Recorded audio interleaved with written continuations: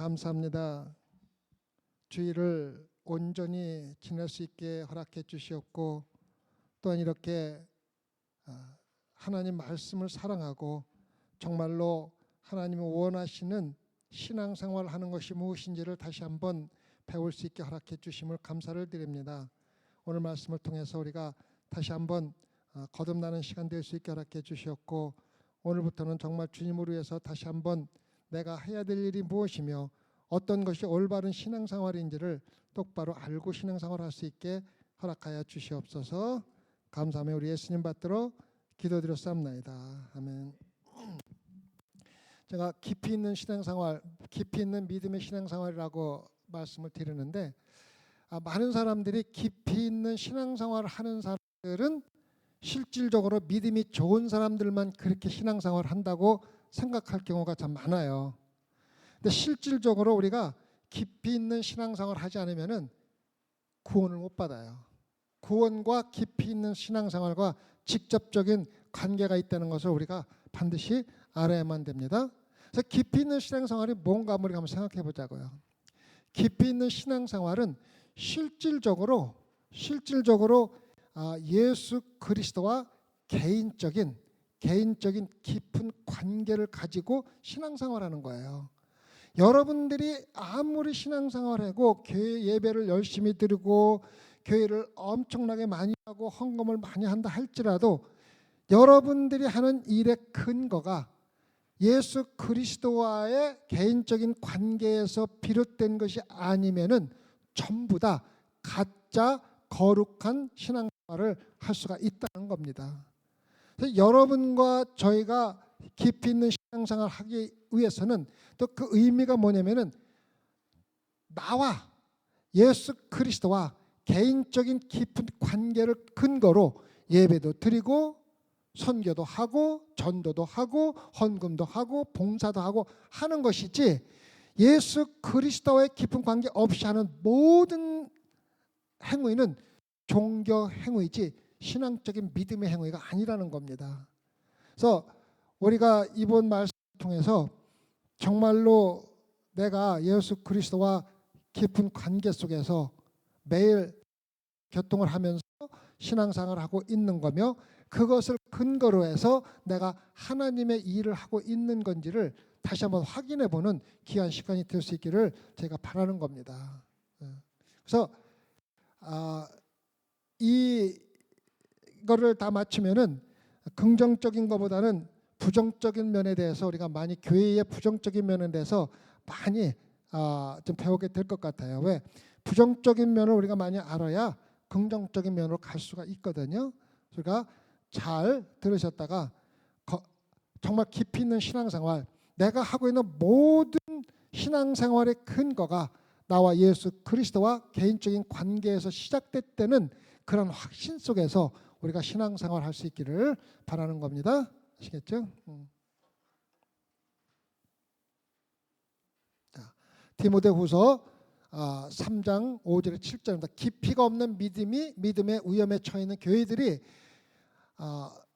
규모는 커지고 웅장해지고 화려해지고 모든 것이 발달했지만은 실질적으로 그러한 교회들, 특히 복음주의 교회는, 제가 말씀드리는 교회는 이단 교회가 아니라 복음주의 교회입니다. 복음주의 교회는 뭐냐면은 예수 그리스도가 구세주이며 우리 교회는 예수 그리스도를 믿는 교회라고 인정하는 바로 복음주의 교회에 처해 있는 위험이 뭔지를 우리가 먼저 알아야 됩니다. 왜? 소망교회가 복음주의 중에 하나의 교회입니다.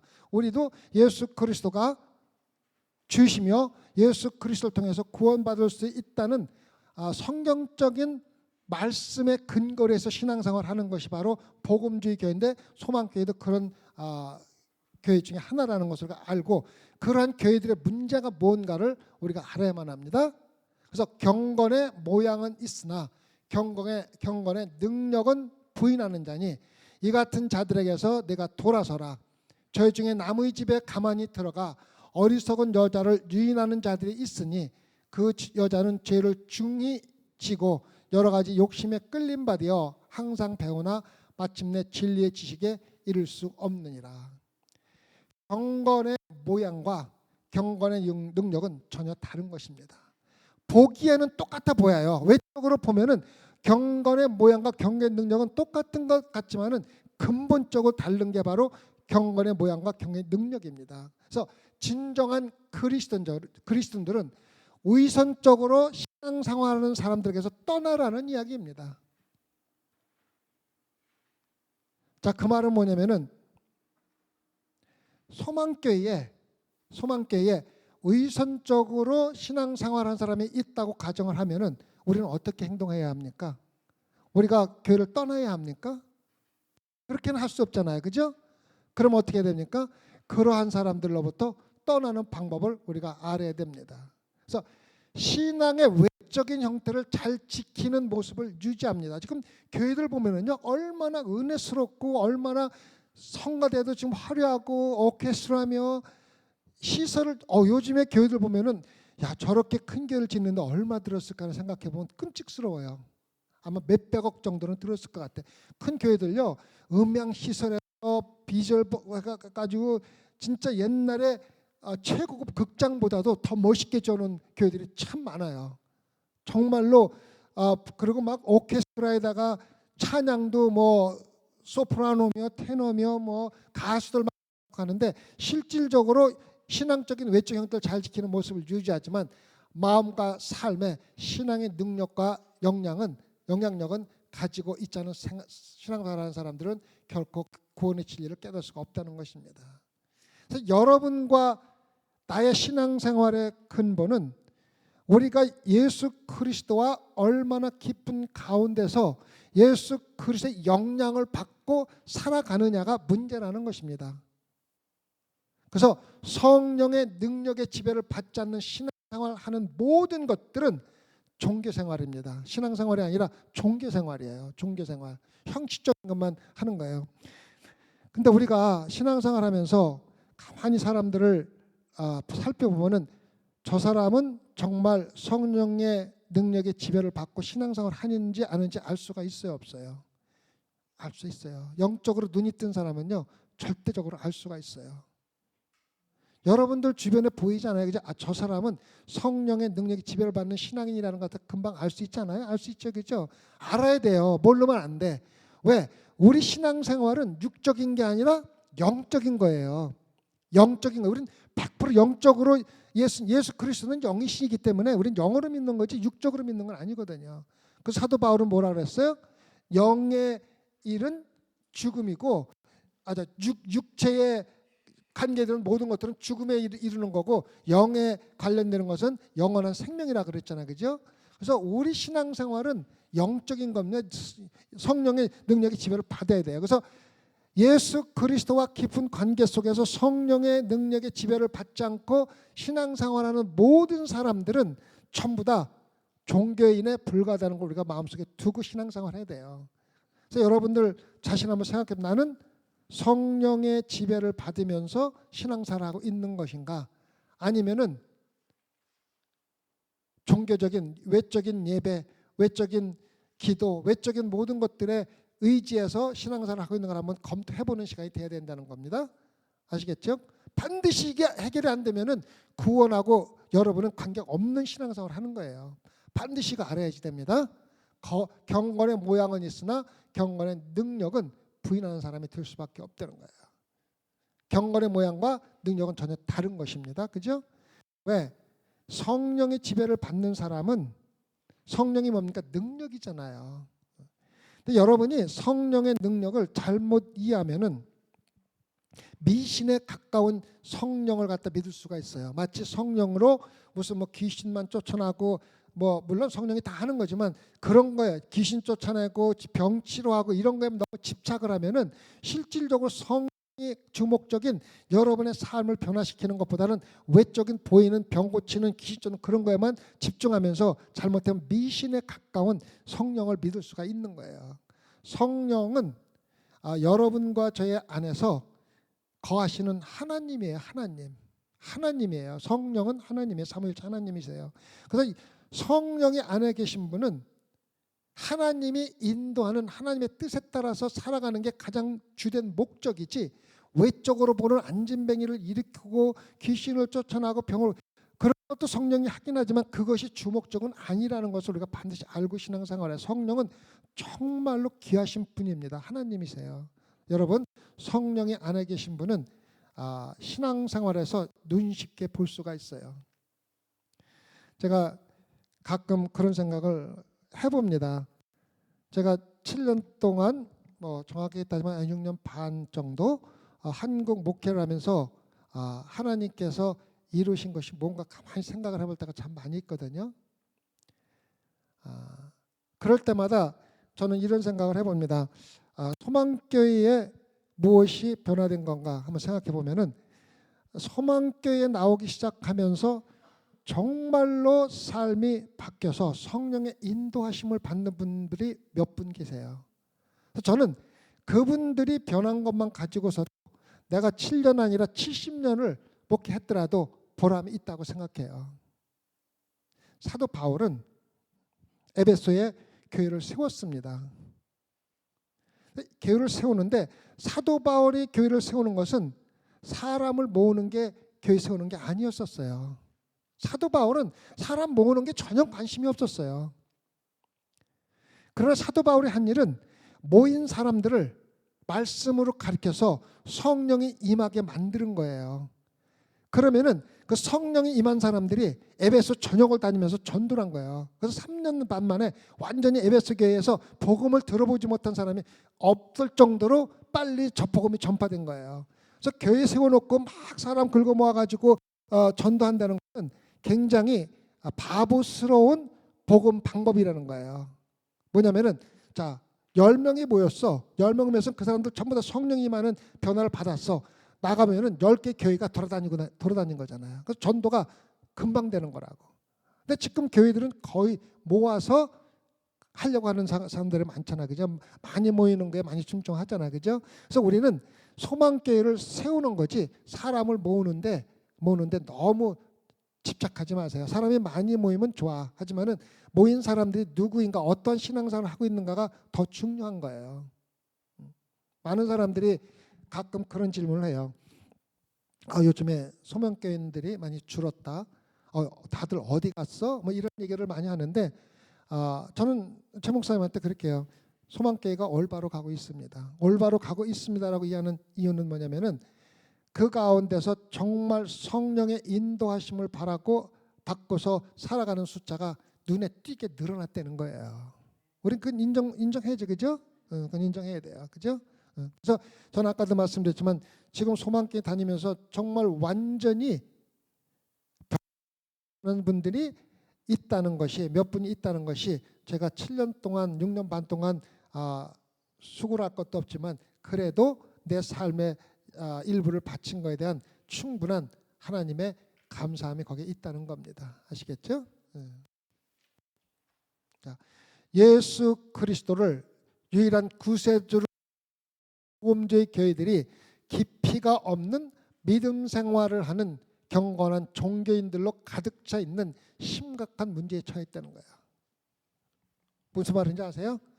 교회가 경건한 종교인들로 가득 차 있다는 거예요. 여러분 이거 못 느끼세요?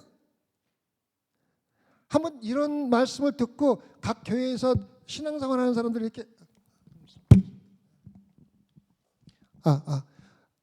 좀 들여다보면은 저 사람이 종교인인지 신앙인지 구별을 갖죠, 그죠? 근데 교회들이 종교인들, 그것도 그냥 종교인이 아니라 경건하고 거룩한 종교인들로 가득 차 있다는 거예요. 소망교회는 절대로 여기에 합류돼서는 안 됩니다. 그래서 또한 세계 복음주의 교회들이 심각하게 분열이 되어 있다는 거예요. 장로교회는 장로교대로, 감리교회는 감리교대로, 성결교회는 성결교회대로, 순복음주 순교로 각자 뭐를 가지고 있어요? 각 교회가 자기들의 종파들이 필요하다고 생각하는 교리를 갖고 있어요. 맞죠, 그죠? 교리 없는 종파는 없어요.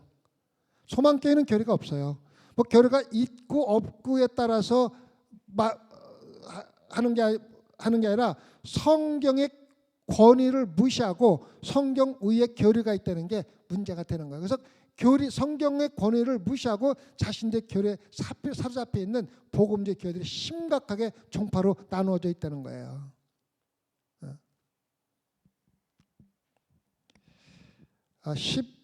한 5년, 20년만 해도 복음주의 교회에서 동성애나 또 다른 그 성 전환을 한 사람들이 교회에서 지도자를 하거나 그러한 것을 절대적으로 막아야 된다고 모든 종파들이 그렇게 결정을 했어요. 근데 불과 10년 내지 15년 뒤에 거의 모든 종파들이 사회의 변화에 따라서 같이 변화되면서 교회가 사회 변화에 따라서 같이 변하지 않으면 도태된다. 이러한 이름을 가지고 자기들 교파의 교리를 완전히 바꿔서 뭐 어떤 목사 죄 없는 목사가 어디 있어? 다 목사가 죄 있는데 뭐 동성애라고 그 못할 이유는 뭐 있어? 이런 식으로 얘기하면서 동성애를 감독도 세우고 하면서 합리화시켜 버렸잖아요. 자, 그럼 여러분 생각에 동성애와 다른 죄하고 구별이 되기 때문에 동성애를 못하게 하는 겁니까? 그게 아니에요. 그게 아니고 근본적으로 뭐가 있는 거냐면은 목회자든 교회 지도자든 죄를 짓는 게 중요한 게 아니라 내가 죄를 짓고 그것이 죄라는 것을 인정하는 것과 인정하지 않는 것과 다른 거예요. 그래서 종파들이 동성애를 받아들이는 것은 죄이면서 회개하고 돌아온 사람을 받아들이는 게 아니라 그것은 더 이상 죄가 아니라고 하기 때문에 문제가 되는 거라고요. 무슨 얘기인지 아시겠어요? 우리 위치타에 그 학생으로 유학으로 왔다가 항공학과를 다니다가 은혜를 받고 신학을 간 학생이 하나 있었어요. 지금도 한국에 있는데 가끔 나한테 연락이 와요. 근데 장로교 이제 들어갔는데 시카고 장로교에서 신학을 하고 전도사로 이제 그 발령을 받아가지고 있는데 그래갖고 이제 결혼해갖고 한국에서 결혼해갖고 왔는데 얼마 가지 않아서 이혼을 했어요. 근데 그 당시에는 이혼한 목사는 안수를 받을 수가 없었어요. 그래서 이 사람은 목회를 그만두고 떠났어요. 떠나고서 다시 학교를 가고 또 항공공학을 해가지고 이제 직장생활을 하고 이제 다 은퇴하고 있었는데 그 당시만 해도 벌써 한 20년 전인데 그 당시만 해도 이혼한 사람들도 목회를 안수를 못 받을 정도로 엄격하게 했는데 지금은 동성애고 뭐고 다 시대가 바뀌었으니까 다 받아들이고 다 그건 죄가 아니다. 뭐라 그러냐? 죄가 아니라고 뭐라 그래요? 병이다. 그거는 자기가 하고 싶어서 하는 거라 병이다. 그러니까 받아들이니까 죄가 아니라고 하고서 인정을 해주기를 원하는 거예요. 그래서 교회들이 시대 따라서 막 변하는 거예요. 성결교회도 마찬가지. 목사님도 아시겠지만 우리 목사님께서 나한테 수십 번 말씀하셨지만은 자기는 장로교회를 떠난 이유가 동성애를 인정하는데 나보고 인정하라는 데서 그걸 인정할 수 없어서 우리 교회 왔다는 거기를 떠났다는 거예요. 이런 목사들이 요즘 많잖아요. 덜어 있기는 있지만은 그런 목사들 많잖아요. 그거 하나만 가지고도 우리 최 목사님은 참 훌륭하신 목사예요. 그 뭐 설교를 조금 잘하고 못하고 뭐 이런 것들은 다 물론 설교도 잘하시면 그런 건 부수적인 문제고 근본적인 거를 못하면은요 그거는 저기 하는 건데 저는 그거에 대해서 생각을 많이 해봅니다. 우리 교회가 그 코비드 있기 전에는 꽤 많았어요. 한 5, 60명 모였던 것 같아요. 근데 코비드가 딱 들어오니까는 쓰러지기 시작하는데 반 이상이 그냥 우르르 떨어져 나가더라고요. 근데 떨어져 나가도 저는 상관 안 해요. 떨어져 나갔다가 뭐 코비드가 완화해주면 들어오면 좋은데 문제는 뭐냐면은 떨어져 나간 사람들은 신앙적인 자만이에요.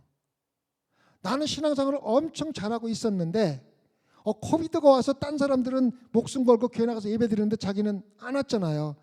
그러니까는 우리 제 목사님도 가끔 세상적인 용어 쓰시잖아요. 세상적으로 쪽팔린다는 얘기예요. 내가 그래도 위치타에서 30년 신앙생활하고 교회 막 열심히 다니고 선교도 하고 다 해갖고 믿음 좋다고 생각했는데 코비드 나와가지고 다 그냥 예배도 안 드리고 하니까는 좀 신앙적으로 데미지를 받으니까 그거를 회복할 수 있는 방법은 교회 나온 사람들 공격하는 거야. 공격하는 거. 그러니까 이 목사가 사람들 다 죽어나가는데 예배를 드렸느니 뭐했냐 막 공격하는 그게 저기거든. 그게 신앙적인 자면에서 나온 거예요. 그래서 제가 이런 말씀드리면 지금 교회들이 심각한 위험에 처해 있는데도 그거를 깨닫지 못하고 합리화시킨다는 게 문제라고. 동성애가 죄면 죄야. 그래서 내가 동성애인데 나는 이게 죄라고 인정하고 나는 내가 죄인이면서 이거를 내가 반드시 고치면서 죄를 맨날 회개하면서 목회를 하겠다 그러면은 받아줘야 돼. 근데 그렇게 하고는 안 한다. 그렇게는 안 하겠다는 거야. 동성애는 죄가 아니라는 거야. 이건 병이라는 거야. 그러니까는 문제가 되는 거라고. 그 성경에서 이야기하는 걸 갖다가 자기들의 그 교리로 덮어 세우는 거예요. 그래서 감리교도 그렇고 장로교도 그렇고 모든 교회에서 종파에서 교리가 성경보다 우위입니다. 그것도 감리교회 같은 경우는 4년 만에 한 번씩 목사와 장로들이 모여서 법을 정하는데 그 법이 정해지면은 성경 위에 있는 겁니다. 성경에서 아무리 동성애가 죄를 해도 교리에서 이건 죄가 아니다 덮으면은 그건 죄가 안 되는 거예요. 그 성경의 권위를 무시하고 자신의 교리에 사로잡힌 모든 종파들의 문제입니다. 그래서 소망교회가 여기서 살아남을 수 있는 방법은 여러분 각자가 깊이 있는 믿음 생활하는 성도에서 교회를 우뚝 서야 돼요. 아무도 소망교회를 이러한 문제 속에서 해방시킬 사람은 아무도 없어요. 여러분들밖에 없어요. 여러분들 신앙생활 정말로 똑바로 하지 않으면은 열심히 신앙생활을 하고서도 지옥에 가면서도 모르는 거예요. 아시겠죠? 그래서 여러분들 목사한테도 책임이 있지만 여러분들의 책임이 참 큽니다. 목사가 잘못하면은 그거를 말할 수 있는 용기도 있어야지 돼요. 절대적으로 용기가 있어야 돼요. 또 목회자는 그 성도들이 하는 얘기가 나가 잘못되고 성도들이 옳다고 생각하면은 가차없이 회개하고 죄를 잘못된 것을 인정할 수 있는 용기도 필요한 거예요. 아시겠죠? 그래서 여러분들이 소망교회가 우뚝 설 수 있는 중심지고 여러분이 아니면 아무도 할 사람이 없다는 걸 마음에 새겨두시기 바랍니다. 성령으로 눈을 뜨게 된 성도들은 모두 세상적인 복음주의를 버리고 참된 진리를 추구하게 될 겁니다. 이거 굉장히 중요한 말입니다. 세상적인 복음주의가 뭔지 압니까? 사람들이 소위 말하는 예수가 그리스도고 예수 그리스도를 통해서만 구원받는다고 주장하는 것이 세상적인 복음주의예요. 그런데 그 말씀을 근거로 경건한 모습을 가지고 신앙생활을 하지만 참된 진리가 안에서 살아서 역사하지 않는 사람들이 모인 교회가 세상적인 복음주의예요. 그래서 성경의 복음주의와 세상 사람들의 추구하고 지키는 복음주의가 달라요. 이론적으로는 똑같은데 실질적으로는 달라요. 그래서 교회가 타락하여 하나님의 사람, 곧 성령이 거하시는 사람들은 세상에서 거의 교회라고 불리는 곳에 하나도 남지 않고 다 떠나게 된다는 거예요.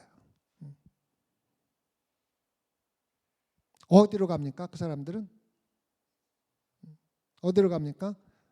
나중에 나옵니다. 그 사람들은 영적인 눈을 가지고 정말로 구원의 방주로 지어진 교회를 볼 수가 있는 영적인 눈이 뜨는 거예요. 그래서 복음주의 교회는 소위 교회라고 불리는 곳과 실질적으로 참 진리의 교회가 다르다는 걸 갖다가 우리한테 얘기해 주고 있는 거예요. 복음주의 교회는 구원받은 성도들보다는 경건의 모양만 있고 경건의 능력 없는 거룩한 종교인들만 남아있게 될 것입니다. 그래서 성령이 안에 거하지 않고 경건한 모양만 있는 거룩한 종교인들은 초대교회 바리새인들과 똑같은 신앙의 자만을 가진 회칠한 무덤에 불과하다는 거예요. 여러분 바리새인들이 요즘 교회의 경건한 모양만 갖고 있는 종교인들보다 훨씬 더 훌륭한 신앙생활을 했어요. 근데 그 사람들은 한 명도 천국에 간 사람이 없어요. 성경 말씀에 의거하면 예수 그리스도가 신랄하게 비난한 사람인데 요즘 대형교회나 큰 교회나 복음주의나 종파교회나 모든 교회 중에서 거룩한 종교들은 그 사람 반도 못 찾아가면서 신앙적인 자만만 가지고 있는 거예요. 아까도 얘기했지만은 문제가 있어갖고 자기가 신앙적으로 교회를 떠났는데 실제 보니까는 나중에 보니까는 자기들이 신앙에 상처를 받으니까 자기들 신앙적인 자만을 지키기 위해서 올바로 되어나가는 성도들을 공격할 수밖에 없는 게 바로 현 교회의 모습이라는 거예요. 바리새인들이 예수 그리스도를 어떻게 했어요? 결국은 죽인 사람들이잖아요. 왜?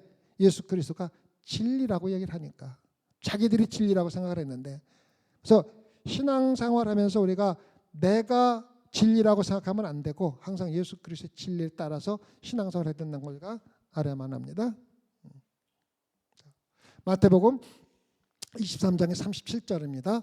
예루살렘아 예루살렘아 선지자들을 죽이고 내게 파송된 자들을 돌로 치는 자여 암탉이 그 새끼를 날개 아래 모은 같이 내가 네 자녀를 모으려 한 일이 몇 번이냐 그러나 너희가 원치 아니하였도다. 이 말씀은 실질적으로 예수님 당시에 있는 거짓 선지자나 거짓 지도자를 위해서 향한 말씀이지만 주님께서 현대 복음주의를 향해서 말씀하시는 겁니다. 온 세상의 기쁨이며 모든 구원의 중심지였던 예루살렘이 사람들의 조롱거리와 놀림의 대상이 된 것 같이 구원과 예배를 위한 복음주의 교회가 세상의 조롱거리의 대상이 된다는 것입니다. 여러분 놀랍게도요. 믿지 않는 사람들이 교회 안 나가는 이유 중에서 가장 큰 이유 중에 하나가 교회 다니는 사람 꼴 보기 싫어서 안 나가는 사람 정말 많아요. 한국에도 그렇고 정말 교회 다니는 사람 꼴 보기 싫어서 교회 안 나간다는 사람 참 많아요. 저도 전도해보는데 야 교회 나가면 뭐하냐. 교회 다니는 것들 전부 사기꾼이고 전부 저기라고 비방하는 이름 때문에 교회 안 나가는 사람이 많고 다니다가도 그만두는 사람들이 참 많아요. 아까 얘기했던 장로계 신학대학교를 졸업하고 대학원을 졸업하고 목사들 내다 한 사람이 가끔 나한테 전화 와요. 카톡이 와요. 그 신앙생활 열심히 하냐? 그러면은 신앙생활은 열심히 하는데 교회는 안 다닌대. 교회는 안 다닌대. 왜 그랬더니 내가 차라리 신학을 안 했으면은 교회를 열심히 다니겠는데 신학을 하고 교회를 들여다보니까 다 가짜들만 있다는 거야. 다 가짜들만 있다는 거야. 그래서 교회를 다니고 싶은 생각도 없고 그런 게 다녀봐야 구원도 없다는 거야. 그래서 자기는 혼자 핑계일 수도 있겠지만 나는 그 사람 진심을 알아요. 그 사람은 신앙생활 할 적에 무섭게 시작한 사람이에요. 정말로 자기 가지고 있던 거 다 팔아서 남 주고 껍데기 그냥 빈몸으로 돌아다닌 사람이에요. 빈몸으로 신학도 가고 빈몸으로 다 한 사람이에요. 아주 진짜로 변화도 그렇게 변한 사람은 처음 봤어요. 근데 그 엄마가 철저한 불교신자예요. 불교에도 녹음해가지고 이게 듣는 설교가 있는 모양이에요. 하여튼 그 중이 하는 그 저기를 뭔가를 듣지 않으면 밥을 안 줄 정도로 요즘에 그 어머니들 중에서 자녀들 성경 암송 못하면은 밥 안 주는 그 극성 신앙인들이 있듯이 자기 엄마가 자기가 그 중들의 그거를 연부를 외우는 거를 못하면 밥을 안 줄 정도로 이렇게 철저한데 이 사람이 변하니까 무섭게 변해가지고 완전히 성경 말씀대로 다 주고 간 사람이기 때문에 성경적으로 보는 눈은 정확한 사람인데 신학을 졸업하고 들여다보니까 교회가 다 가짜들만 가득 찼다는 걸 보이는 거예요. 영적으로. 불행하게도 저도 보여요. 지금 소망교회 다니는 사람들 중에서 누가 신앙생활을 올바로 하고 올바로 하지 않는가가 거의 80-90% 보여요. 거의 맞아요.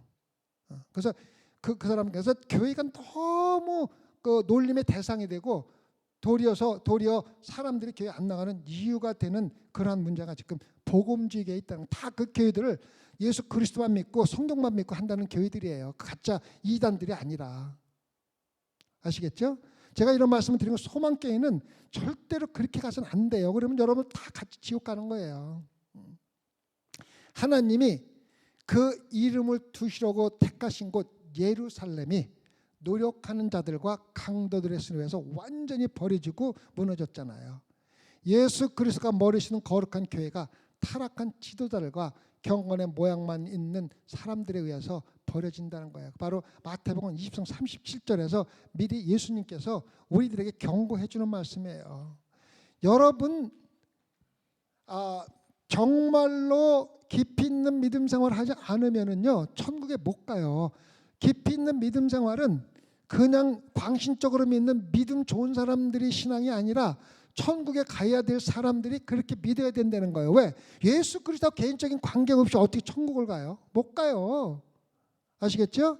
그래서 절대로 경건의 모양을 찾지 마세요. 예배 드리는 것도 근본이 어디서 나와야 돼요? 나와 예수 그리스도와 개인적인 관계 위에서 나와야 돼요. 여러분이 교회에서 밥 한 끼를 해도 그 근본 원인이 나와 예수 그리스도와의 관계 속에서 예수 그리스도가 나를 위해서 십자가에 돌아가시고 내 나를 위해 돌아가신 십자가를 내가 사랑하는 마음에서 밥도 하고 헌금도 하고 봉사도 하고 기도도 하고 예배도 드리고 해야 돼요. 그것이 안 된 상태에서 하는 모든 것들은 경건의 모양만 있기 때문에 능력이 없어요. 아시겠죠? 그래서 예수님이 말씀하신 거는 물론 그 당시 예루살렘이 뭡니까?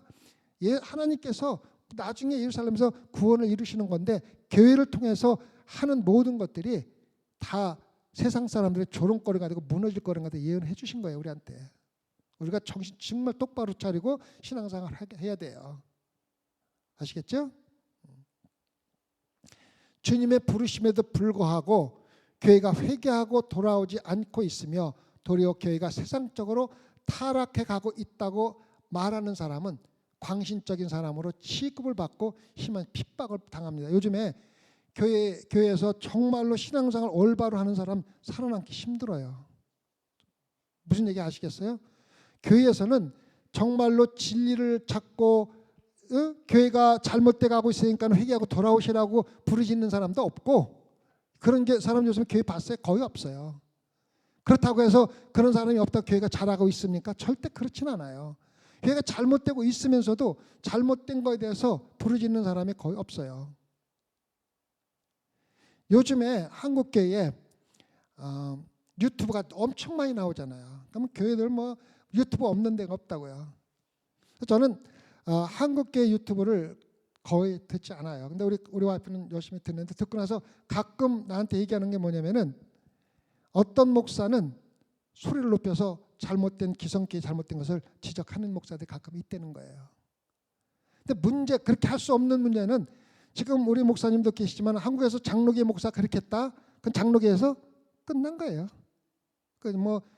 뭐 발령도 못 받고 교회도 없고 그냥 끝나는 거예요. 그래서 자기가 어떻게든 살아남아야 되니까 그러한 것을 갖다가 소리를 빼서 말 못하는 거예요. 자, 우리 목사님 우리한테 몇 번 말씀하셨죠. 한국교회의 목사들이 종파에서 높은 자리에 앉으려고 막 그냥 돈 쓰고 교회 돈 갖다 막 쓰고 막 그런 거 아시잖아요, 그죠? 근데 그 당시에 목사님 그렇게 하면 안 되시죠. 교회 돈 가지고 왜 그 출세하려고 그래요? 그렇게 해서 목사님 끝난 거예요. 못 하는 거예요. 무슨 얘기인지 아시겠어요? 그래서 그렇게 하는 사람은 교회에서 핍박을 받고 쫓겨나고 심지어는 광신자라고 이단이라고 얘기를 받는 거예요. 그래서 예루살렘이 예수 그리스도를 죽이고 완전히 멸망한 것 같이 교회가 타락하여 하나님의 사람이 그들 중에 하나도 남지 않을 날이 반드시 온다는 겁니다. 이건 제 말씀이 아니고 예수 그리스도가 하신 말씀. 내가 너희들을 내 날개 밑에 품으려고 수없이 노력했지만은 다 아무도 안 온다는 거예요. 그래서 거룩하고 분리되고 영적으로 깨달은 하나님의 자녀들은 복음주의를 떠나 교회를 떠나 복음주의 교회는 소위 말하는 장로계, 감리계 모든 종파에서 예수 그리스도가 논리적으로는 다 믿는 거예요. 그러나 영적인 경험만 있는 복음주의 교회를 떠나서 그들 자신의 새로운 교회를 형성하게 된다는 거예요. 반드시 그런 날이 온다는 거예요. 그래서 예수가 유일한 구세주라고 고백은 하면서도 경건한 모양만 가지고 세속되어가는 복음주의를 떠나서 세상에 심한 풍파를 헤쳐서 나갈 새 방주를 만들 때가 반드시 온다는 겁니다. 제가 이런 말씀을 드리는 것은 소망교회가 그런 교회 중에 하나가 되어야 된다는 거예요. 청소할 것은 담대하게 청소해야 되고 꺾어낼 것은 담대하게 해내지 못하면은 어영부영 하면은요 나도 모르게 그냥 거기 세수파 돼가는 거예요. 그래서 소망교회는 정말 복음주의를 우리 복음주의 떠나야 돼요. 떠나서 심한 풍파도 헤쳐나갈 수 있는 새 방주가 소망교회가 되고 여러분들이 그 방주 안에 있어야 돼요. 아시겠죠? 그러니까 어영부영 신앙생활 할 생각을 아예 하지 말라고. 소망교회는 최진 목사님도 그렇고 저도 그렇고 어영부영 신앙생활 하는 것을 용납할 수도 없고 그것을 막기 위해서 누군가가 교회를 떠나야 된다면 그것도 기쁘게 감당할 겁니다. 다만 여러분들 중에서 그런 사람은 단 한 명도 없기를 저는 기도하는 거죠. 그죠? 예. 자, 하나님의 말씀은 진리며 세상과 어떠한 타협도 하지 않습니다. 이거 모르는 사람 없어요. 그런데 교회는 세상의 변화에 끊임없이 타협해 변화되고 가고 있다는 것도 부인할 수가 없어요. 그죠?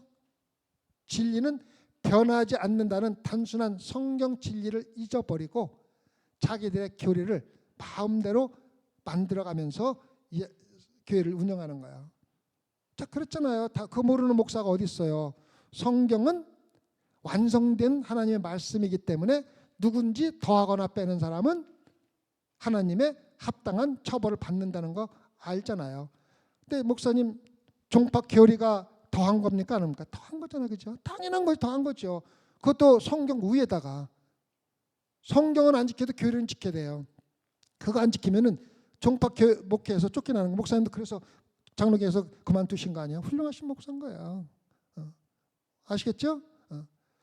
그래서 세상에서 복음주의 교회라고 하는 거 거기는 가도 괜찮아 이 말을 삼가라는 거예요. 절대적으로 잘못된 거예요. 시편 119장 160절 뭐라 했어요? 주의 말씀의 강령은 진리오니 주의 의로운 모든 기라가 어떻게 되나? 영원하리이다. 영원하리이다. 그래서 성경 말씀을 어떠한 방법으로 왜곡하거나 바꾸거나 더하거나 빼는 것은 전부 사입이에요. 그건 전부 뭐 장로교든 감리교든 뭐 복음주의 다 소용없어요. 그거는 성경에서 분명히 얘기해요. 그거는 사입입니다. 성경은 복음주의 교회를 하나님의 품으로 돌아오라는 예수 그리스도의 말씀이 바로 마태복음에서 금방 말씀드린 겁니다. 돌아오라는 거예요. 다 버리고 성경 말씀으로 돌아오라는 거예요. 성경은 항상 우리를 세상에 보내되 결코 세상과 타협하지 않으며 결코 세상의 길을 걷지 아니하고 오직 우리가 할 수 있는 한 많은 사람을 구원하려고 하는 겁니다. 교회가 요즘 교회 중에서 대부분 교회가 더 많은 사람들을 구원한다는 명목적으로 세상적으로 변화되어 가는 거야. 여러분 인정하시죠? 얼마나 많은 교회들이 세상적인 방법으로 사람을 끌어모으기 위해서 노력하고 있는지 아시잖아요. 그러면서 하는 얘기가 뭐니까 우리는 한 사람을 더 구원해야 돼. 구원과 숫자 늘리는 거를 전혀 구분하지 못하는 거예요. 아까도 사도 바울이 얘기했지만 사도 바울은 교회를 늘린 게 아니라 교회를 세운 거예요. 튼튼하게. 정말로 하나님 말씀 그대로. 진리는 변하는 게 아니에요. 성경은 단순히 한 방향으로 향해 가는 것이며 소망교회는 세상의 변에 관계없이 성경 말씀이 인도하는 방향으로만 가야 합니다. 이 진리를 잊어버리면 다시 한번 말씀입니다. 성경 진리는 변하지 않는다는 단순한 성경의 진리를 마음속에 새겨두시기 바랍니다. 세상이 아무리 변해도 왜 동성애를 인정하는 줄 아세요? 왜? 동성애자들이 엄청 늘어났어요. 사회적인 추세예요. 어느 나라 어느 곳을 가도 동성애자 없는 나라가 없고 동성애 없는 장소가 없어요. 그러니까 뭐예요? 대중에 따라가는 거예요. 세상에서 받아들이니까 성경도 받아들이는 거예요. 그러니까 우리는 말씀의 방향으로만 나가야 됩니다. 소망교회의 아주 변할 수 없는 진리입니다. 요한복음 3장 16절에 하나님이 세상을 이처럼 사랑하사 독생자를 주셨으니 이는 저를 믿는 자마다 멸망치 않고 영생을 얻게 하시라는 말씀만 의지하고 그저 나는 예수 그리스도를 믿으니까 또 영접했으니까 만족해하면서 안일하게 믿음 안에서 신앙생활하고 있다면 여러분을 다시 한번 점검해 보는 것이 좋습니다. 신앙생활은 안일한 신앙생활은 없어요. 절대적으로 없습니다. 성경은 요한복음 3장 16절 말씀뿐만 아니라 여러 군데에서 우리에게 안일한 신앙생활이 얼마나 위험한 것인지를 우리에게 이야기해 주고 있습니다. 여러분들, 안일한 신앙생활은 없어요. 그래서 나는 항상 생각하는 겁니다. 영생의 가치가 뭡니까? 따질 수 없이 큰 가치인데 우리가 적당히 안일하게 신앙생활을 갈 수 있는 게 영생이라 그러면은 그거는 영생의 가치를 타락시키는 거예요. 영생은 우리가 이 세상에 어떤 것으로도 얻을 수 없는 귀한 것이면서 그것을 얻기 위해서 우리는 안일하게 신앙생활을 할 수가 없는 것이에요. 여러분 자신의 마음을 다시 한번 들여다보고 순간순간 들여다보세요. 예수 그리스도를 믿는다고 하면서도 실제로는 믿음의 깊이가 없이 세상적으로 함께 신앙생활로 있는가 확인해 봐야 됩니다. 심각한 이야기예요.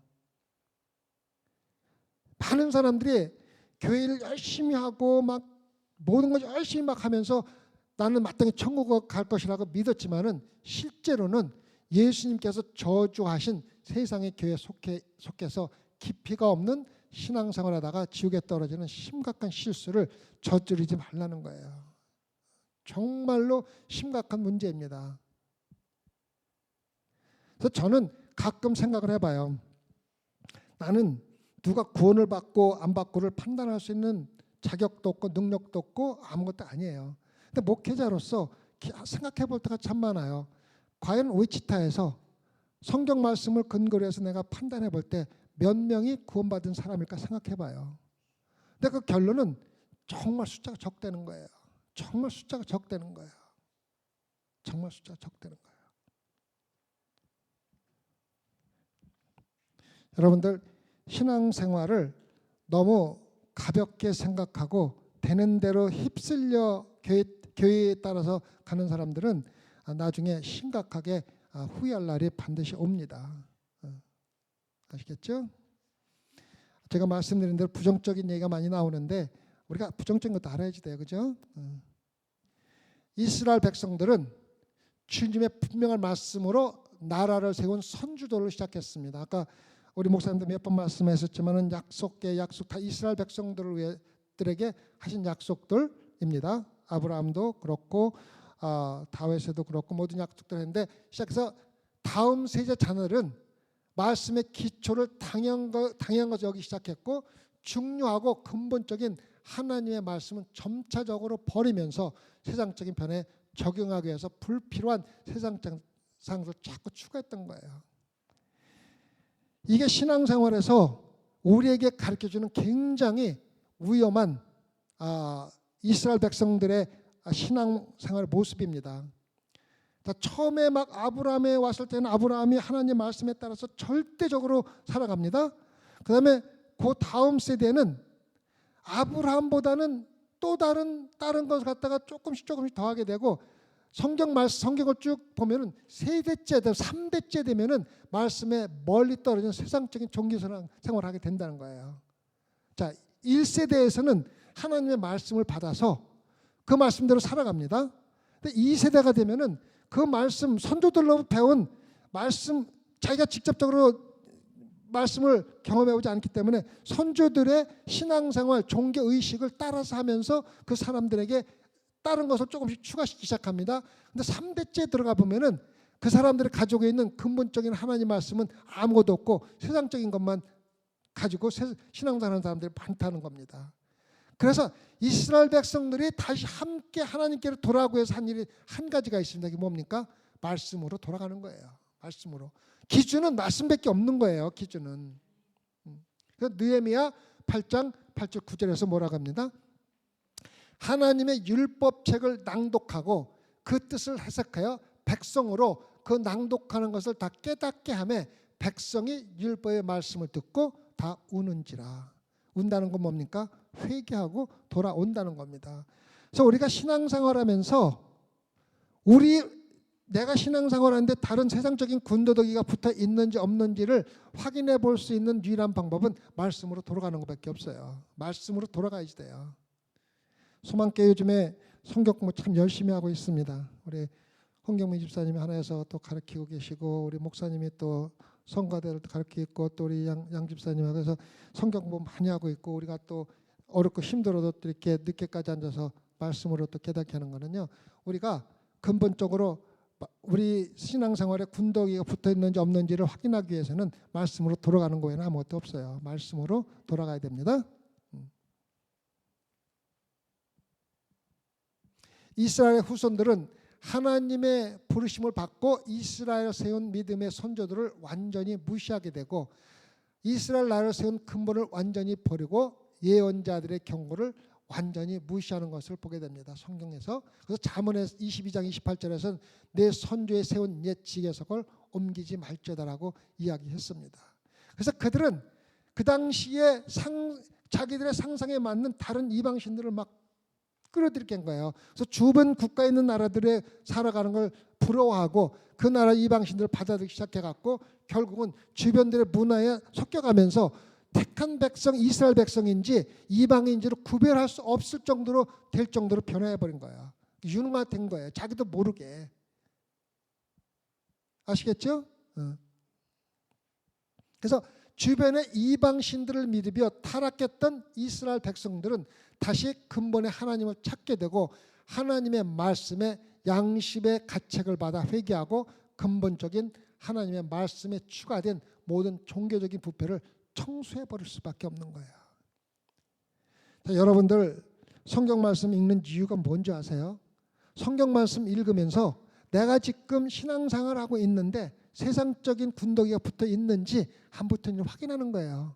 그래서 만약에 붙어 있다 그러면 깨끗하게 청소해야 돼요. 깨끗하게 청소해야 돼요. 그래서 우리가 말씀을 배우는 거지 말씀 암송하고 아무리 말씀 배워봐도 그러한 행동이 우리한테 나타나지 않으면은 아무 의미가 없는 거예요. 그래서 말씀을 읽으면서 이 부분에 있어서는 이 말씀에 비해서 내가 세상적인 모습이 보이는 거 이거는 닦아내야 되겠다 하면 과감하게 닦아내야 되는 거예요. 그래서 강력하고 영동적인 하나님의 말씀이 회개하고 돌아온 새로운 세대에게 능력으로 나타나야 되는 거예요. 여러분은 예수 그리스도를 믿고 성령이 여러분 안에 있으면은 여러분을 통해서 하나님의 능력이 반드시 나타나야 돼요. 나타나야 돼요. 그 능력을 잘못 이해하지는 마세요. 그 능력이 뭐 귀신을 쫓아나고 병을 고치는 게 아니라 내가 변화되고 말씀으로 변화되고 내 주변에 있는 사람도 변화시키는 게 가장 큰 여러분의 성령의 능력이에요. 아시겠죠? 그래서 오늘날은 우리가 이러한 말씀으로 다시 돌아오는 그러한 것을 영적 각성 또는 영적 부흥이라고 부르고 있잖아요. 그래서 진정한 영적인 부흥 또는 각성은 모든 세상적인 것을 먼저 가방에 버리고 하나님 온전히 하나님께 돌아오는 회개와 함께 신앙적인 변화로 이루어져야 합니다. 아까도 말씀드렸지만 제가 7년 동안 6년 반 동안 소망교회를 섬기면서 그래도 하나님께 감사한 것은 소망교회 성도들 중에서 정말로 변화돼서 하나님께 돌아온 사람들이 있다는 것이 저는 너무너무도 감사한 거예요. 위치타에서 그렇게 변화돼서 들어오는 사람들이 거의 없을 정도인데 우리 소망교회에서는 그래도 몇 명이라도 돌아왔다면 얼마나 큰 하나님의 은혜입니까? 그죠? 예. 아시겠죠? 완전히 과감히 버려야 됩니다. 말씀에 근거해서 버릴 건 버리는 겁니다. 그래서 영적 부흥이 일어나는 겁니다. 감추어진 신앙적인 기만과 부패를 깨닫고 하나님의 말씀의 원칙의 근본을 갈망하는 새로운 신앙으로 거듭나야 합니다. 반드시 너무 습관적이고 형식적인 신앙생활에 얽매이면은 정말 큰일 납니다. 주일 되면은 교회 나와야 되고 예배 드려야 되고 헌금해야 되고 식사 당번 때 되면은 식사해야 되고 또 끝나고 나면 이거 해야 되고 이게 되고 그러한 거의 습관적이고 루틴적인 신앙생활은 절대적으로 금물입니다. 아까 우리 이선 집사님도 얘기했지만 내가 그거를 느꼈어요. 아침에 왔는데 이선 집사님이 탱탱탱탱 거리는 거야. 기분 나쁘고 뭐 넘어지고 막 탱탱거리는 거예요. 근데 저녁 오던 웃음이 많이 회복이 됐어요. 이게 바로 예배의 중요성이고 하나님이 하시는 일이구나. 이게 중요한 거예요. 아침에는 진짜 보기 싫더라고요. 넘어졌는데 뭐 이마를 깨고 막 그냥 불평을 하시는 거야. 아시겠죠? 이게 바로 예배로서 뭡니까? 신앙으로 거듭나는 거예요. 부흥되는 거예요. 마성이야. 그래서 신앙적인 타락과 새로운 부흥의 반복은 고대 이스라엘뿐만 아니라 지금의 교회 속에서도 경험하고 있는 것입니다. 교회 역사는 거의 모든 세대에서 이런 과정이 반복하시는 겁니다. 영적 부흥이 일어납니다. 영적 운동이 일어납니다. 2, 3대 되면은 똑같이 세상으로 돌아갑니다. 또 하나님께서 영적 부흥을 일으킵니다. 그러면 또 부흥했다가 또 2, 3대 되면 또 원칙 돌아갑니다. 이거는 실질적으로 우리가 추구하는 신앙생활이 돼서는 안 돼요. 우리는 소망교회는 매일 영적인 부흥이 일어나야 돼요. 매일매일. 그래서 하나님의 부름을 받은 하나님께서는 영적 부흥을 일으키기 위해서 사람들을 택해서 그 사람들에게 감동 감화를 줍니다. 그러면 그 사람들은 거룩한 하나님의 능력에 사로잡혀서 우리가 소위 영적 부흥이나 영적 강성이라고 부르는 성령의 능력을 통하여 사람들을 참된 길로 인도하며 성령 운동을 시작합니다. 제가 이 말씀을 준비하면서 소망교회는 매주 새로운 영적 각성 운동이 시작돼야 돼요. 매주 아니면 매일 새로운 영적 운동이 시작돼야 됩니다. 그래서 끊임없이 우리는 영적으로 깨어 있어야 된다는 거예요. 그래서 우리 후손들에게 이거 참 중요한 겁니다. 신앙을 물려줄 적에 홍경미 집사님, 우리 다들 잘 들으세요. 물려줄 적에 신앙적인 종교 의식이나 형식적인 종교 예식을 물려주지 마시고 그들도 여러분이 경험한 똑같은 영적인 체험을 체험하도록 기회를 줘야 되는 거예요. 그래서 후손이 영적인 체험을 하지 못하고 부모들이 한 신앙적인 모습만 따라하다가는 결국은 뭡니까? 세상적으로 돌아가는 거예요. 그게 큰 차이가 있는 거예요.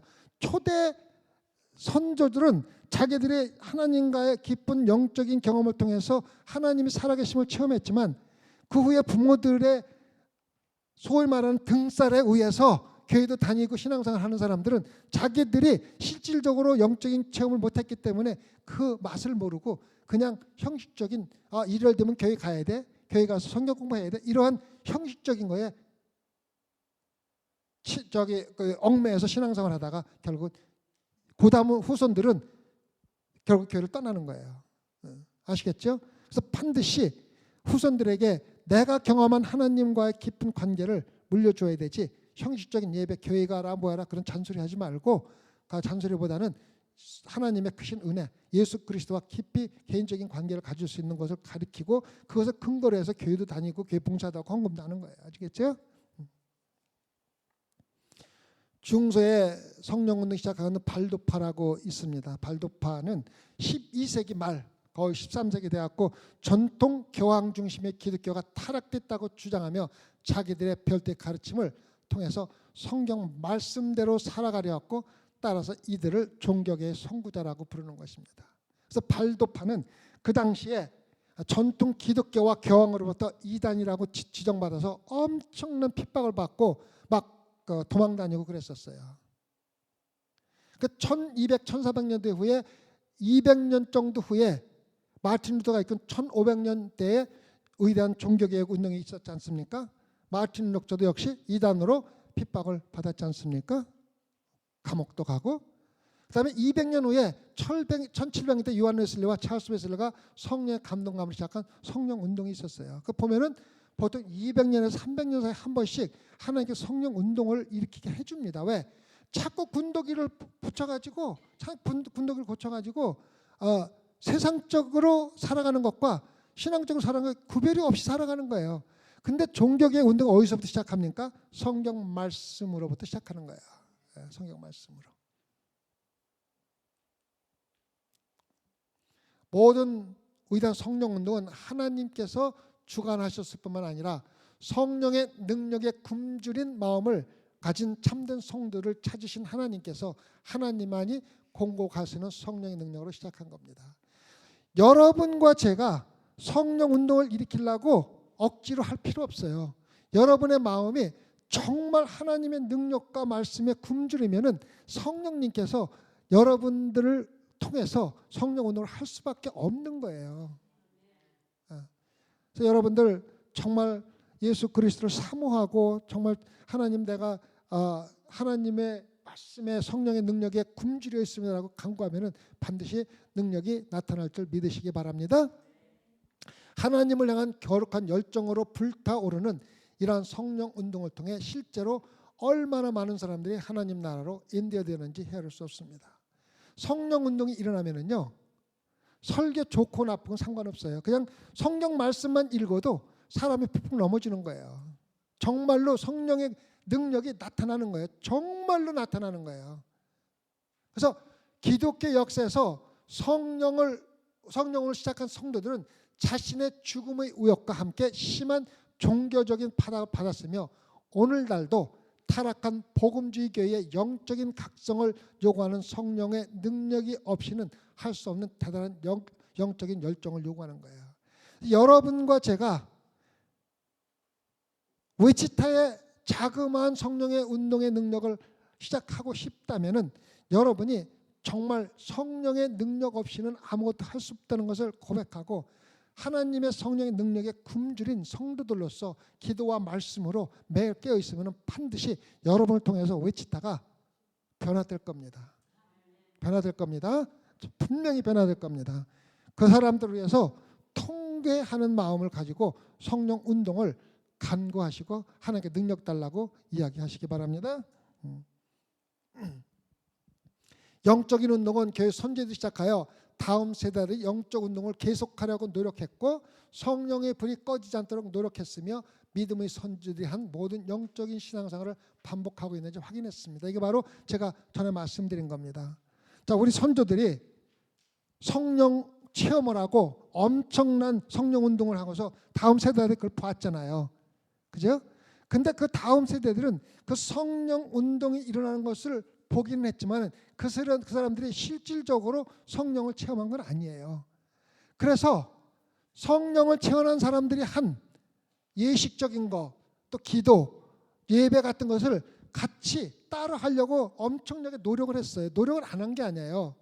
그래서 영적 생활을 반복하려고 굉장히 노력했지만은 그렇게 노력하는 것으로 성령이 안에 계시고 실질적으로 성령의 지도를 받지 않고 선조들이 한 걸 따라하는 것만은 가지고서는 1세대, 2세대 가면은 다 끝난다는 거예요. 왜? 그 사람들이 선조들이 한 것을 따라하면서 순수하게 그 사람들이 한 것만 따라하는 게 아니라 세상적인 게 자꾸 추가되는 거예요. 그래서 아까도 말씀드렸지만은 여러분 후손들에게 성령 운동을 체험하게 해야 되지 형식적인 예배 보는 거, 일요일날 지키는 거, 그런 것만 가르쳐 갖고는 머지않아서 2, 3대 더 지나면은 예수 그리스도 관계하는 잡스러운 종교 행위를 하게 될 수밖에 없다는 겁니다. 아시겠죠? 그래서 여러분들 마음속에 새겨두세요. 나는 내 후손들에게 성령 체험을 할 수 있는 그러한 성도들로 키우겠다라고 생각을 해야 되지 그저 잔소리하듯이 교회 가라, 헌금해라, 이래라 이러한 그러한 신앙생활을 하지 말라는 겁니다. 여러분들이 성령을 체험하지 않고 어떻게 후손들에게 성령 체험을 가르칠 수가 있어요? 못하잖아요. 잔소리 대신 여러분들이 성령 체험하고 그 후손들이 다음 세대들이 성령 체험하고 계속 성령 체험을 통해서 신앙이 전도될 수 있게 해야만 참된 기독교 가정이 되는 겁니다. 그래서 마침내 세상의 문화가 실질적으로 교회를 점령하게 되는데 3세대를 지나지 않아서 그렇게 된다는 것입니다. 3세대를 지나지 않아서. 그래서 영원히 변하지 않는 말씀의 진리를 따라하는 교회가 세대에 따라 변화하는 사이에 비진리에 따라 변화하고 있는 것은 요즘 교회들이 다 그렇게 하고 있다는 거예요. 다 하나도 빠지지 않고 다 그렇게 하고 있다는 거예요. 여러분 한번 한국 가면은 한번 큰 게 가가지고 그 사람들에게 성령의 인도하심을 따라 신앙생활하고 있습니까? 그러면 뭐라고 하는가 한번 그 결과를 한번 들어보세요. 성령 들어보지도 못했는데 사도 바로 그랬잖아요. 성령을 세례받았냐? 성령이 뭔지 알지도 못하는데요. 그래서 대부분의 교회 사람들이 성령에 대해서 알지 못하는 거예요. 왜 목사들이 성령에 대해서 실질적으로 성들에게 설교할 수 없는지 아세요? 본인들이 성령 체험을 못했기 때문에 그래. 자기들 안에 성령이 없어. 성령이 없어. 그래서 결국은 3세대만 지나면은 세상과 교회가 구분이 될 수 없이 똑같이 변화돼 가고 있는 거야. 진리가 변하지 않는 데는 간단한 진리를 잊어버리고 신앙생활하는 거야. 변명은 좋아요. 뭐 성도들 많이 전도하고 뭐 여러 가지 이야기하지만 목사가 성령도 체험 못하고 성령에 대해서 알지도 못하고 어떻게 성령에 대해서 얘기를 하고 성령 체험 얘기해요. 성령 체험이 대단한 거 아니에요. 내가 볼 적에는 여기 계신 분들은 거의 다가 성령 체험을 하신 분들이에요. 왜? 마음속에 성령이 인도하기 때문에 그 삶의 변화를 내가 볼 수가 있거든요. 뚜렷하게 볼 수가 있거든요. 그 성령이 제가 아까도 말씀드렸지만 귀신을 쫓아내고 막 병고 그것도 성령의 능력이긴 하지만 은사 중에 하나이긴 하지만 근본적인 성령에서는 여러분 안에서 여러분의 삶을 인도하는 거예요. 변화시켜서 인도하는 거예요. 이것이 제일 돼야 되는데 많은 사람들이 잘못 생각하고 신비스러운 것만 생각하니까 성령 나하고는 관계없어 이렇게 돼버리는 거라고. 아시겠죠?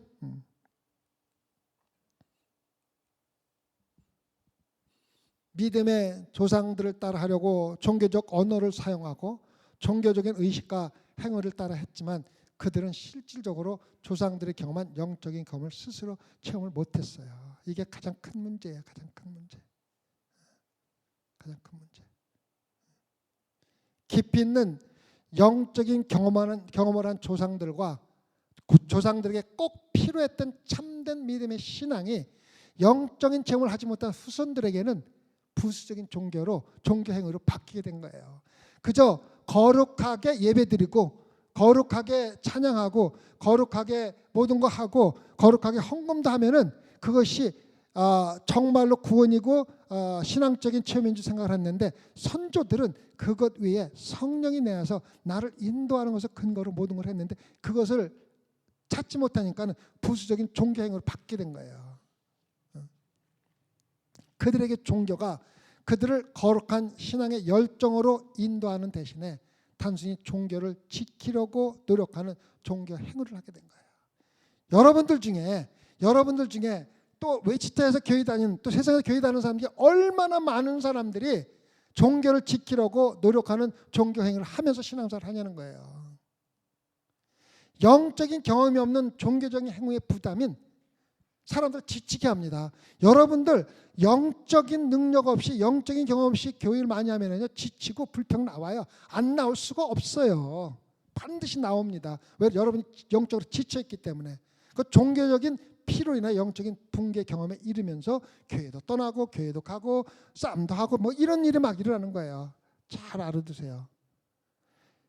영적인 성령의 연함을 거하지 않고 하는 모든 열정적인 종교의 행위나 교회 봉사나 모든 예배들은 여러분들을 영적으로 다시 태어나게 하는 게 아니라 영적인 부담을 가지게 하고 그로 인해서 영적인 붕괴, 완전히 붕괴하게 된다는 걸 깨닫고 예수 그리스도와 긴밀한 개인적인 관계를 가지고 신앙생활을 하세요. 모든 신앙생활의 근본은 그것을 기초로 해서 해야 되는 거예요. 그거 하나 가지고 아시겠죠? 영적인 붕괴를 경험한 그들은 참된 신앙 대신에 타협의 형태로 세상에서 구원을 찾습니다. 다른 방법으로 구원을 찾습니다. 세상과 타협하는 것은 하나님의 임재에 대한 영적인 감각을 상실하는 거예요. 예배 시간에 100명이 모이잖아요. 100명이 모이는데 하나님의 임재함에도 불구하고 하나님의 임재를 경험하고 느끼고 찬양하고 경배하는 사람보다는 전혀 영적인 감각 없이 그냥 종교 행위로 예배드리는 사람이 훨씬 많다는 거예요. 여러분 예배 때마다 한번 생각해 보세요. 내가 실질적으로 영적인 눈을 뜨고 하나님이 우리 예배에 함께 하신 하나님을 느끼면서 예배를 드리고 있는 건지 아니면 일요일날 예배 행위에 동참하는 건지를 우리가 반드시 아침마다 와서 기도하면서 확인하세요. 내가 오늘은 주님 어떤 일이 있어도 하나님 임재에만 집중할 수 있게 도와주시고 내 찬양이 오로지 하나님께만 향할 수 있게 도와주시고 내가 헌금 1부라도 5부라도 하나님께 반드시 들어가야 되고 내가 기도하는 것도 하나님께서 반드시 들어야 되는 그런 하나님의 임재를 깨닫게 해주시옵소서 하고 영적으로 있어야 되는데 참된 신앙하고 세상과 타협한 사람들은 영적인 감각에서 하나님이 임재하는지 조차 관심도 없어요. 그래서 영적인 감각을 상실한 사람들은 구원이 없는 타락한 종교 생활을 하면서도 자신들의 타락한 모습을 보지 못하는 거예요. 너무 불쌍한 거예요. 적어도 여러분들이 내가 영적으로 타락한 신앙생활을 하고 있는지, 정말로 하나님이 원하시는 신앙생활을 하고 있는지를 갖다가 생각해볼 여유도 없어요. 그냥 와서 예배 드리고 막 뭐 그냥 하고서 열심히 하다가 집에 가면 아이고 피곤해 이거야. 그렇죠? 그러니까 아무 생각 없이 영적으로 무감각해지는 거야. 세상과 타협했기 때문에. 그래서 성령 운동으로 시작한 어떠한 교단도 커다란 변화 없이 100주년을 살아남은 흔적이 아무것도 없어요. 요한 웨슬리가 창시한 요한 감리교도 불과 웨슬리가 죽고 나서 몇 년 만에 계속해서 교리가 추가되기 시작했어요. 장로교는 어떤지 모르겠어요. 계속해서 100년이 뭐야? 뭐 창시자가 죽으면 계속해서 이것도 추가시키고 이것도 추가시키고 막 추가시키는 거예요. 그죠? 그다음은 기도 역사에서 어떤 종파를 불문하고 100년이 된 그 종파 중에서 교리 없이 성경 말씀만 가지고 하는 교회가 있는가 하면 교단이 있는가 생각해 없어요. 단 하나도 없어요. 목사님 그런 교회 혹시 있습니까? 소망교회는 절적으로 교리가 필요 없어요. 성경 말씀만 가지고 우리가 추구하는 교회는 없어야 돼요. 그래서 100년 아니라 1000년이라도 살아 있어야 돼요. 사도 바울은 디모데후서 3장 5절에서 다시 한번 경건의 모양은 있으나 경건의 능력은 부인하는 자니 경고합니다. 바울은 이 같은 자들에게서 네가 어떻게 하라고요? 돌아서라고 단호하게 충고하고 있습니다. 단호하게. 교회는 잘 들으세요. 내가 교회가 아니고 최 목사님의 교회가 아니에요. 여러분들이 교회예요. 교회는 경건의 모양만을 추구하는 사람들을 반드시 변화시켜야 하며 변화가 없을 때는 담대히 그들에게서 돌아서야 합니다. 두려움이 없어야 돼요. 제가 하는 게 아니고 사도 바울이 디모데에게, 젊은 목회자인 디모데에게 하는 말입니다. 이 같은 자들에게서 내가 돌아서라. 그래서 교회에 자꾸 잡동사니 사람들 죄송합니다. 세상적인 언어를 써서 최 목사님한테 배운 겁니다. 아닙니다. 너무 숫자에 집착해가지고 우리 자체가 세상적으로 변화되는 것은 없어야지 돼요. 그들을 변화시켜야 된다. 많은 사람을 불러다가 그들을 변화시켜야 돼요. 반드시 변화시켜야 돼요. 우리 교회에 지금 그러한 운동이 많이 일어나고 있어요. 그죠? 변화되는 거 보이죠? 그죠? 그리고 그래도 변화가 없을 때는 담대히 그들에게서 돌아서야 합니다. 그 교회를 위해서 가장 좋은 방법입니다. 최 목사님 죄송합니다. 제가 최 집사를 하려고 했더니 자꾸 최 목사를 나오네. 같은 최씨라서. 예.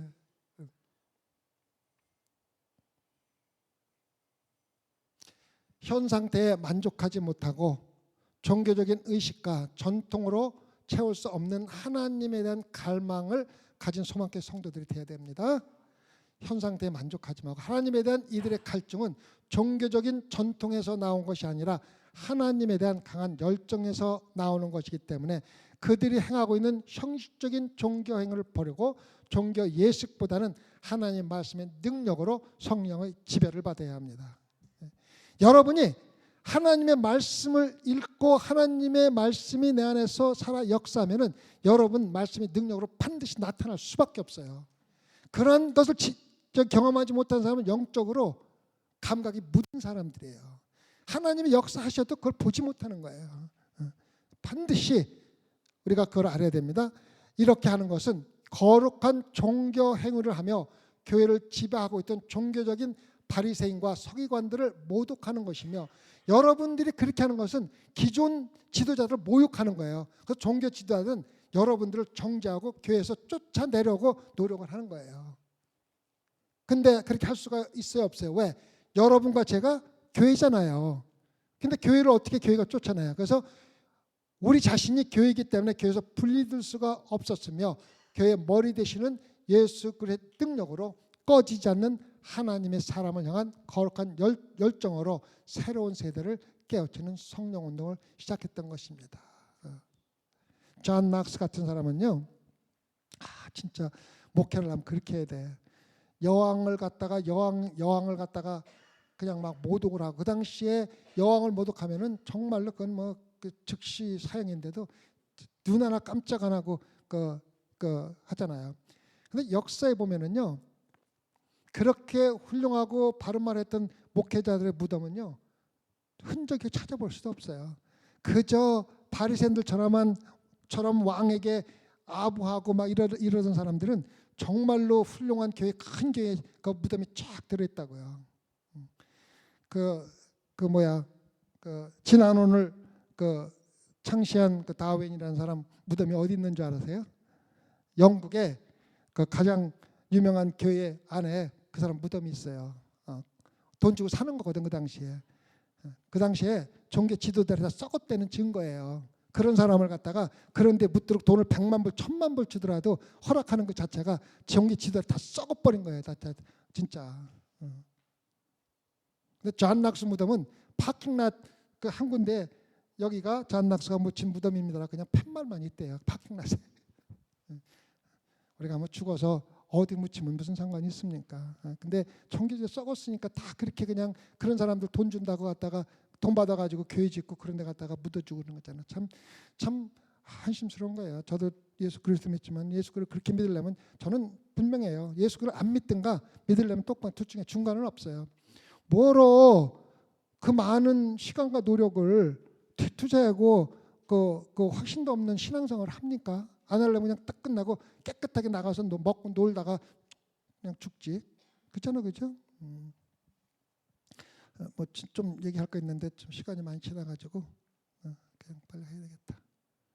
자, 우리 세대의 복음주의 교회는 거룩한 열정으로 새로운 세대를 불태우는 성령 운동을 시작하는 곳이어야 합니다.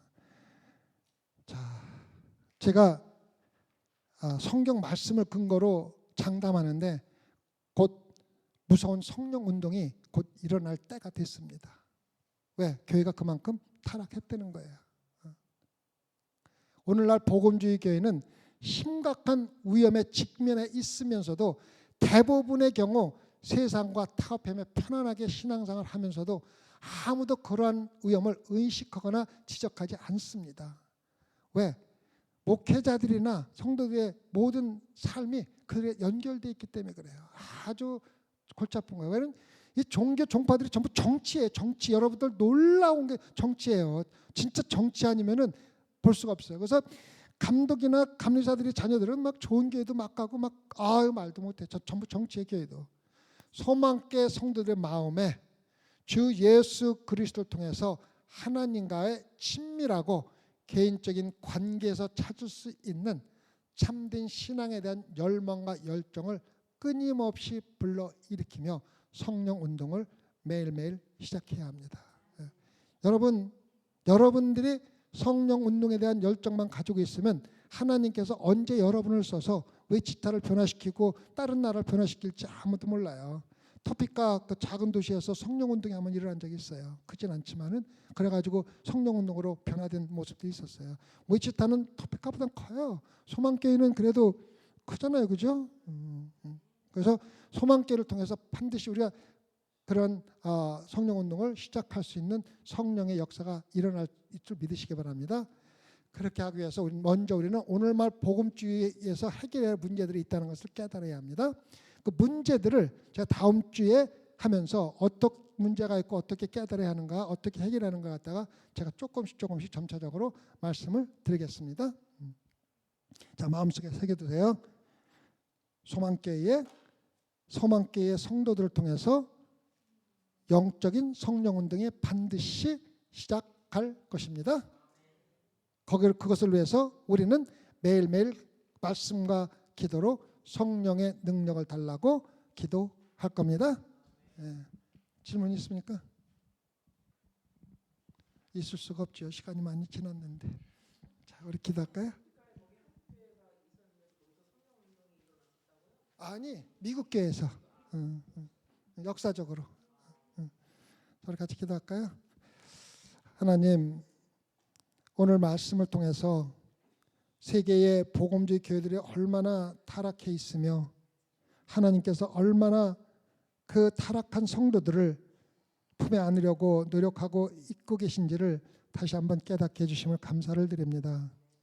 주님, 성령운동은 큰 도시, 큰 교회에서 일어난 것이 아니라 항상 작은 지역에서 하나님에 대한 열정을 가지고 있는 성도를 하나님께서 택해서 쓰셨다는 것을 마음에 새겨두고 소망교회 성도들 중에서 하나님이 택하여 성령운동을 일으킬 수 있다는 확신을 가지고 신앙생활을 할 수 있게 허락해 주시옵소서.